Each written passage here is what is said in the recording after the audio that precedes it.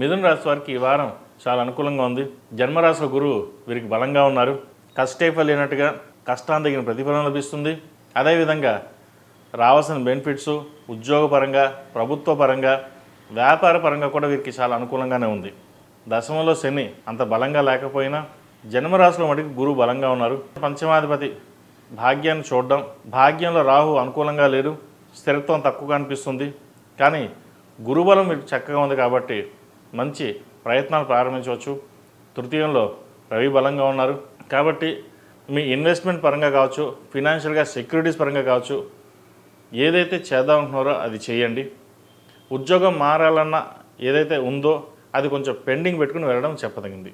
ఉన్న ఉద్యోగంలోనే ప్రమోషన్ వచ్చే అవకాశం ఉంది. వచ్చిన అవకాశాలని సద్వినియోగపరచుకోండి. అదేవిధంగా సంబంధాల కోసం ప్రయత్నిస్తున్న వారు కూడా మంచి సంబంధమే కుదురుతుంది. సహనం, ఓర్పు ఎక్కువగా ఉంటుంది కాబట్టి మీ చేసే ప్రయత్నంలో ఎటువంటి ఆటంకం లేకుండా ముందుకు సాఫీగా సాగిపోతుంది. గత కొన్ని వారాల కంటే కూడా ఈ వారం చాలా వరకు బాగుందని చెప్పచ్చు. ప్రయత్నాలు ఏదైనా ఉంటే ప్రారంభించండి. అదేవిధంగా రాజకీయ రంగంలో ఉన్న వారికి ఈ వారం చాలా అనుకూలంగా ఉంది. మంచి స్థానం లభిస్తుంది. ఒక ప్రభుత్వ నామినేటెడ్ పోస్ట్ కూడా వచ్చే అవకాశాలు కూడా లేకపోలేదు. గట్టిగా ప్రయత్నం చేయండి.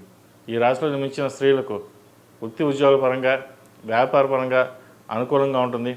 ఆరోగ్యరీత్యా కూడా అన్ని విధాలుగా సహకరిస్తుంది. భూ క్రయ విక్రయాలు లాభిస్తాయి.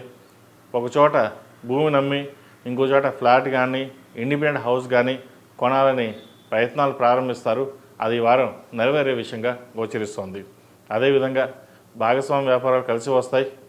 విదేశీ సంబంధించిన విషయ వ్యవహారాలు ఏవైతే ఉన్నాయో అవి సానుకూలంగా లేవు. విదేశాల్లో ఉన్న వారికి ఉద్యోగ ప్రయత్నాలు చేస్తున్న వారికి ఉద్యోగం లభిస్తుంది.